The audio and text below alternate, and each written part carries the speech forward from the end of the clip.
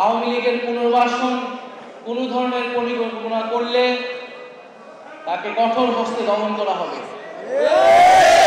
এবং শুধু আওয়ামী লীগ নয়, এই ফ্যাসিজমের যত দোষক রয়েছে, সুবিধাভোগী রয়েছে, তাদেরকেও বিচারের আওতায় আমরা নিয়ে আসার আহ্বান জানাচ্ছি। জুলাই গণঅভ্যুত্থানে আমরা কিন্তু কেবল আওয়ামী লীগকে বিদায় করি নাই, বরং আন্দোলনের সময়গুলোতে আমরা ৩ আগস্ট শহীদ মিনারে বলেছিলাম যে আওয়ামী লীগ এবং এই ফ্যাসিবাদী 15 বছরের যাত্রা শুরু হয়েছিল সেই ১/১১ বন্দোবস্ত থেকে। সেই ১/১১ বন্দোবস্তের ফলশ্রুতিতে কিন্তু আওয়ামী লীগ এবং শেখ হাসিনা ক্ষমতা পেয়েছিল। এবং আমরা বলেছিলাম যে আরেকটি ১/১১ আমরা কখনো বাংলাদেশে হতে দেব না। এবং জুলাই গণঅভ্যুত্থানের পরবর্তীতে আমরা বলেছিলাম যে ছাত্র জনতার সমর্থিত সরকারকে অন্তর্বর্তী সরকার হিসেবে ঘোষণা করতে হবে।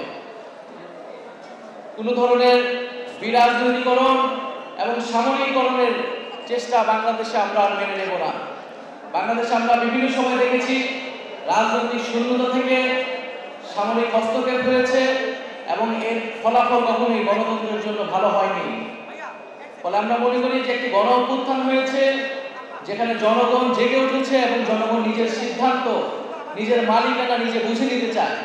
ফলে জনগণের সেই মালিকানা, সেই অধিকার তাদেরকে ফিরিয়ে দিতে হবে এবং তার জন্যই গণ অভ্যুত্থান এবং তার জন্যই আগামী নতুন বাংলাদেশ।